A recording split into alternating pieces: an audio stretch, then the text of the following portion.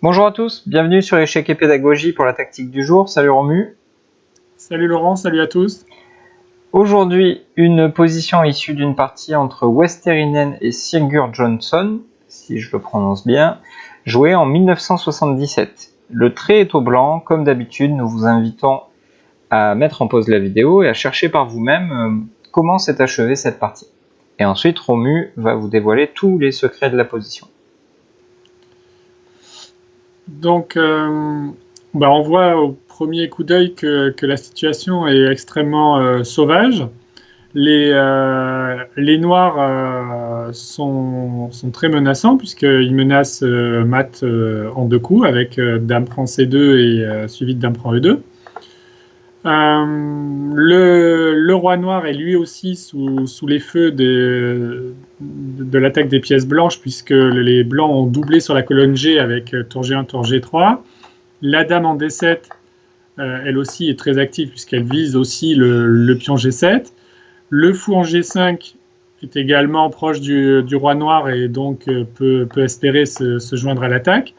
Et même le fou E2, qui en apparence est loin, peut en un coup, notamment par la case H5, essayer de se rapprocher du roc noir.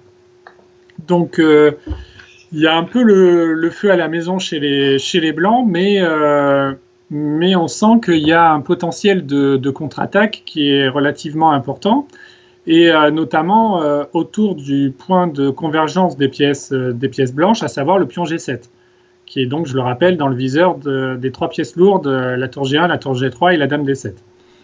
Donc, comme on est menacé de mat en C2, enfin C2 puis E2, avec les blancs, et qu'on n'a pas vraiment de moyens très, très attractifs de parer le mat, il faut réagir immédiatement, sous peine de se faire mater. Donc, il faut, comme d'habitude, chercher les coups qui font échec en priorité. Et là, il y a un coup qui fait échec en priorité et qui est assez spectaculaire, mais qui est quand même le bon coup, c'est dame prend G7. Alors, dame prend G7, on peut y penser, notamment parce qu'on a le couteau sous la gorge, comme tu disais, mais finalement, le coup le plus difficile, c'est le prochain, parce qu'il faut être précis dans l'échec à la découverte. Oui, exactement. Donc là, bien sûr, l'idée de dame prend G7 étant d'éliminer le pion G7 et donc du coup d'ouvrir la colonne G et d'exposer un peu plus le roi noir. Donc là, évidemment, on va essayer de faire une découverte avec le fou G5. Et comme tu l'as dit, il s'agit de choisir la bonne case et d'être précis. Et la bonne case, c'est la case D8. Alors, c'est pas la première case qui nous serait venue à l'esprit, évidemment. Alors, non, essayons de voir ce qui se passerait sur les autres coups. Évidemment, sur fou F6 ou fou H6, le roi va pouvoir s'échapper par la case F6. Est-ce qu'on pourrait tenter fou H4 échec? Alors, fou H4 échec, le roi noir s'échapperait sur la case H6.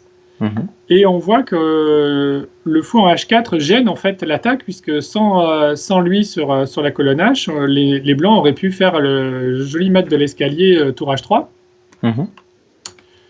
Et donc ce fou nous empêche de mener à bien notre attaque, et on ne voit pas trop de moyens de continuer l'offensive, et donc fou H4 ne semble pas la bonne suite. Ok, l'autre case à laquelle on peut penser, c'est la case E7, toujours pour faire échec à la découverte. Mais là, donc le roi partirait bien sûr de l'autre côté, en F7, et le problème majeur des blancs, c'est que le fou E7 se retrouve attaqué. Donc on ne peut pas vraiment poursuivre l'attaque de manière tranquille, puisqu'on a le fou attaqué, et quand même le fou est une pièce assez importante dans l'attaque, surtout quand on sait qu'on vient de sacrifier la dame. Tout à fait. Donc après fou D8, on comprend que, puisqu'on ne s'est mis ni en H4 ni en E7, sur les défenses qu'on a déjà évoquées, les blancs vont avoir quelque chose pour finir la partie. Donc on a compris que sur roi H6, c'était le mat de l'escalier par tour H3. Qu'est-ce qui se passerait, on va revenir un petit peu en arrière, qu'est-ce qui se passerait sur roi F7 du coup? Alors sur roi F7, donc on voit que le roi donc vient sur une case blanche. Donc en ayant les deux fous, la paire de fous, on peut se dire qu'utiliser le fou de case blanche semble une bonne idée, et effectivement c'est la bonne solution, puisqu'après fou H5, on fait un joli mat avec une belle coordination de toutes les pièces blanches. Donc les deux tours qui gardent la colonne G et les deux fous qui chacun contrôle leur complexe de cases respectifs. Ouais, un mat assez original, hein, on voit pas ce tableau-là tous les jours. Ok, donc il ne reste qu'une case qui est en plus la plus naturelle. Le roi noir va essayer d'aller se cacher. Il va aller se mettre dans le coin en H8. Alors, comment on fait maintenant?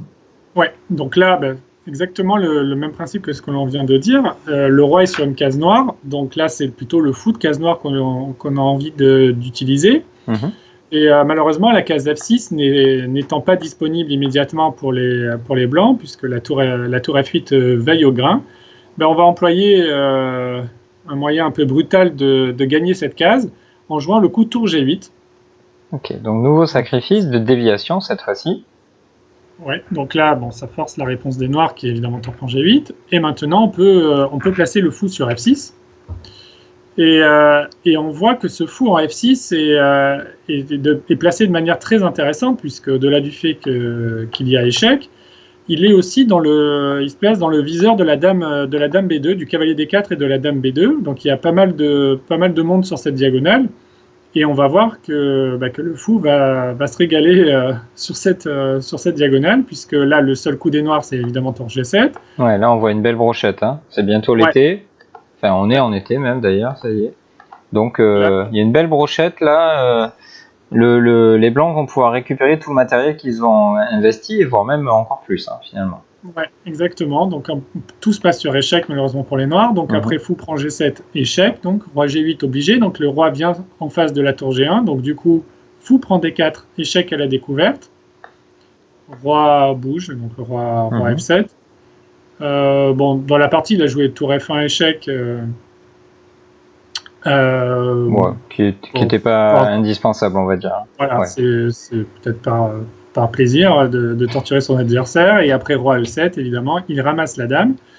Et Vesterinen se retrouve avec un fou de plus et une partie complètement gagnante. Voilà.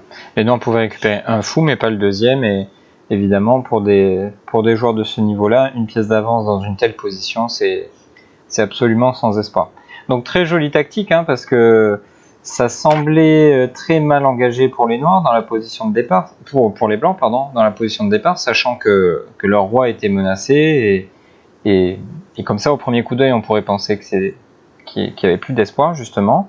Mais par une série de coups forcés et surtout en trouvant les bonnes cases, hein, il a été très précis, notamment pour trouver ce coup fou D8. Parce que peut-être que certains d'entre vous auront pensé au sacrifice de la dame. Mais ensuite, si on ne pense pas à la case D8, la combinaison ne marche pas. Et peut-être que Westerinen aurait pu baisser les bras, mais il a trouvé ce fameux fou D8. Il a été extrêmement précis jusqu'au bout. Donc, parce qu'on l'a pas dit. On l'a pas dit, mais il y avait aussi fou C1 aussi peut-être. Excuse-moi de t'interrompre. Non, je t'en prie. Mais c'est vrai qu'on n'a pas évoqué la possibilité fou C1, mais on voit bien qu'après roi bouge et fou prend dame et tour prend dame, en fait les noirs restent avec un pion de plus et une position clairement favorable. Ouais, avec un pion passé et pas mal de pression. Ouais, le roi blanc est pas très très bien, le pion A2 et le pion C2 sont attaqués, le cavalier D4 est très fort.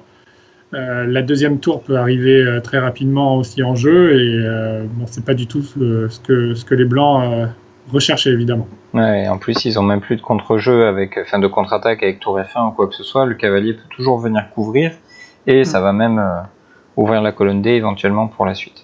Donc effectivement, il fallait être très précis pour cette tactique et trouver notamment fou D8 qui est un peu le coup clé de toute la combinaison finalement. Merci Romu pour cette belle présentation.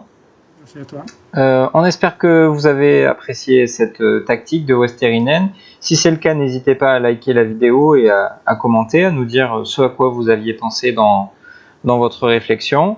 Comme d'habitude, on vous invite à partager cette vidéo auprès de vos amis qui souhaiteraient s'entraîner quotidiennement avec nous. N'hésitez pas également, si vous avez vous-même jouer de belles tactiques à nous les partager pour qu'on puisse les présenter au plus grand nombre d'entre vous. On vous dit à demain pour la prochaine tactique. Au revoir, à demain.